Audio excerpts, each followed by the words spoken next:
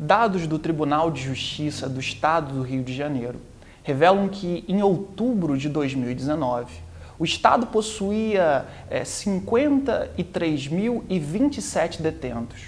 Destes, 51.000 eram homens e 1.927 mulheres. É claro que, para compreender o que esses números significam, nós precisamos dividi-los em alguns grupos e entender, a rigor, como funcionam essas prisões ou o que elas significam. No fundo, o que esses números querem revelar para a gente.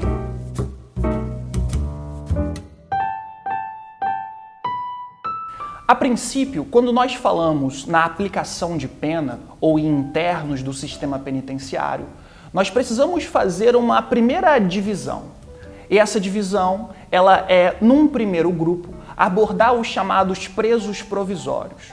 Todas as vezes que iniciamos um grupo, iniciamos uma discussão, temos que ter a preocupação de entender o que ele significa, qual é o seu conceito, qual é a sua ideia. Sendo assim, presos provisórios são aqueles que ainda aguardam o julgamento final. São aqueles presos que ainda não sofreram o que nós chamamos de uma sentença penal condenatória transitada em julgado.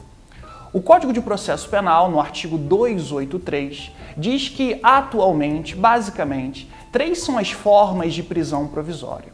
Existe uma primeira, muito difundida na sociedade, chamada de prisão em flagrante, embora tenha sido esvaziada por uma reforma do Código de Processo Penal. Uma segunda chamada de prisão preventiva e prisão temporária. Eu sei, você deve estar imaginando.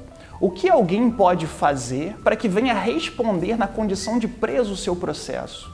Em características gerais, em uma ideia geral. Responde na condição de preso aquele indivíduo que demonstra de alguma maneira periculosidade. E o que isso quer dizer, ser perigoso? Aqui nós temos basicamente 2 focos. Existe uma periculosidade voltada ao processo. Essa é uma periculosidade relacionada, por exemplo, a um réu que pode acabar ameaçando testemunhas, ou um réu que tem sobre ele o risco de fugir, ou ainda um réu que pode acabar atrapalhando as investigações e a restrição da sua liberdade é necessária para o prosseguimento das investigações. Ainda existe uma periculosidade socialmente falando dela. O que isso quer dizer? Quer dizer que alguns indivíduos, eles demonstram com os seus atos que são pessoas perigosas ao convívio social. Imagine, por exemplo, um homicida ou alguém que realiza um crime com uma crueldade particular.